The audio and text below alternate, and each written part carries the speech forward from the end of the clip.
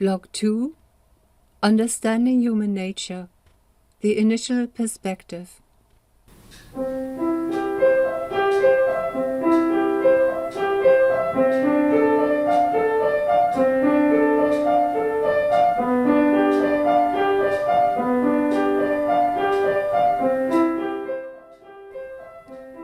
Looking at our own human nature, we come across two opposing perspectives.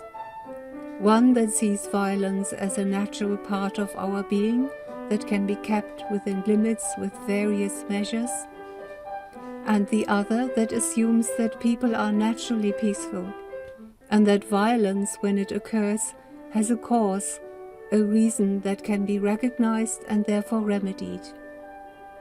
Although the view described first, which sees humans as fundamentally violent, is particularly widespread in academic environments and is also favored by the media, there are convincing arguments for a view that sees human nature as essentially peaceful.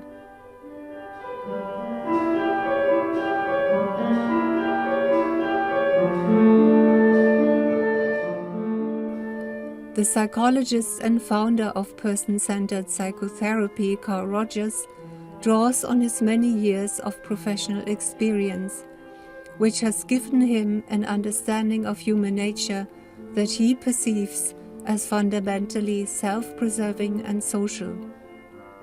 In his opinion, the perspective in which humans are seen as destructive is strongly influenced by our Western religion and the idea of original sin. According to Rogers, Freud and his followers also contributed to this perspective by assuming that the unconscious nature of humans consists of instincts that, if left unchecked, would lead to crimes such as incest and murder, and that the function of therapy is therefore to keep these untamed forces in check.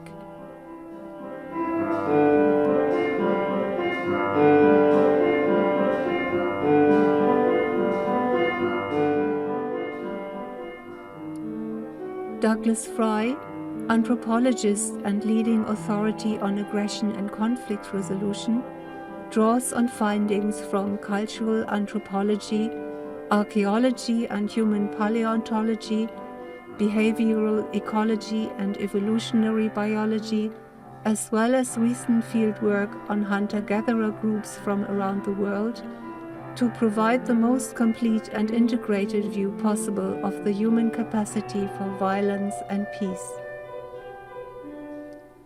From a macroscopic anthropological perspective, Frye finds that for 99% of the evolutionary history, well over 1 million years, humans lived in nomadic egalitarian hunter-gatherer groups in which warfare was a rarity.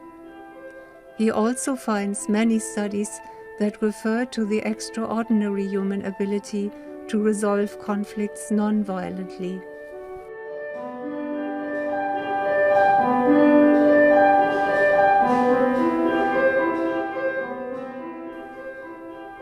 Frye points to the long tradition of the perspective that perceives war as an essential part of human nature and mentions in this context Thomas Hobbes, who wrote about the natural state of war in his Philosophies published in 1651.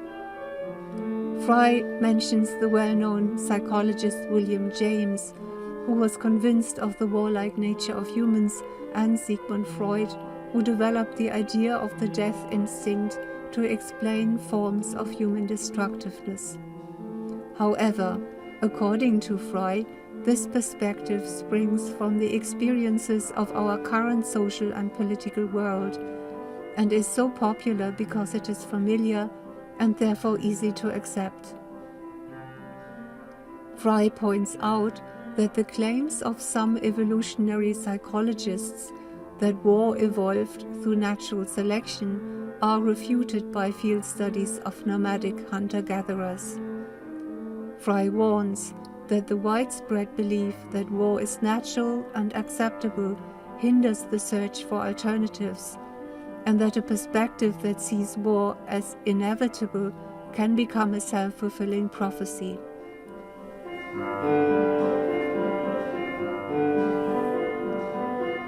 The medical doctor and sociologist Nicholas Christakis, who studies the genetic basis of our society, also confirms the view that people tend to live together peacefully rather than resort to violence.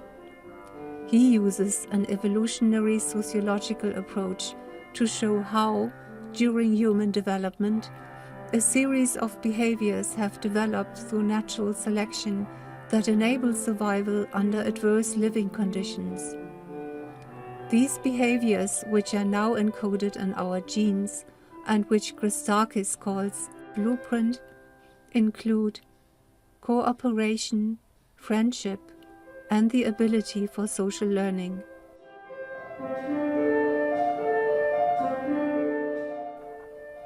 It is these abilities that enable people to develop flexible bonds and thus respond appropriately to different circumstances and problems. Christakis makes it clear that the negative perspective that sees people as separate from one another and focuses on violence and destruction overlooks an important underlying unity, that of our common humanity.